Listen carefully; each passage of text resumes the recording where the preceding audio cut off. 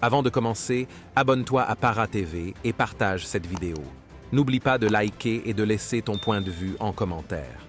Tirs inexpliqués autour de la primature et dans un camp militaire de Ouagadougou, grogne dans des casernes, dissensions entre officiers. À l'approche du premier anniversaire de l'arrivée au pouvoir du capitaine Ibrahim Traoré, le malaise est perceptible. Selon des sources militaires et des témoins sur place, deux brèves rafales de tirs ont été entendus dimanche 24 septembre, entre 8h et 9h du matin, heure locale, au camp Guillaume Ouédraogo, dans le centre-ville de Ouagadougou. De quoi susciter de nouvelles questions, alors que les rangs de l'armée sont sous tension depuis quelques jours.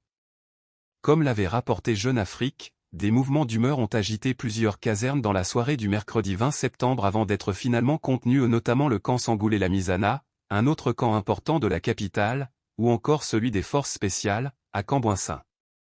À la suite de la publication de cet article, les autorités de transition burkinabé avaient diffusé un communiqué évoquant des informations totalement infondées et malveillantes. Des informations que Jeune Afrique maintient, ajoutant que ce même 20 septembre, avant que la grogne gagne certaines casernes, des chefs militaires avaient demandé une réunion d'explication au capitaine Ibrahim Traoré sur différents sujets.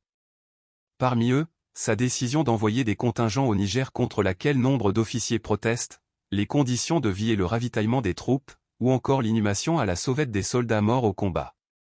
Selon une source militaire, cette réunion ne s'est pas bien déroulée, ce qui a accentué les ressentiments, et expliquerait les tensions observées en soirée dans certaines casernes. Le 20 septembre toujours, un peu après 18h, des tirs inexpliqués ont aussi été entendus près de la primature, utilisée comme présidence par Ibrahim Traoré au détriment du traditionnel palais de Koziam, à Ouaga 2000, et aux environs de la villa dans laquelle il réside, située à quelques centaines de mètres de là. Le dispositif de sécurité a depuis été renforcé autour de la primature, notamment avec le positionnement d'un véhicule blindé équipé d'une mitrailleuse à l'arrière du bâtiment.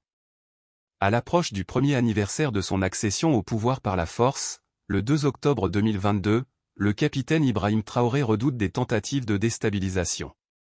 La semaine passée, il a remanié ses services de renseignement après que les autorités de transition ont annoncé avoir déjoué un complot contre la sûreté de l'État, impliquant des sous-officiers. Abonne-toi à Para TV et partage cette vidéo. N'oublie pas de liker et de laisser ton point de vue en commentaire.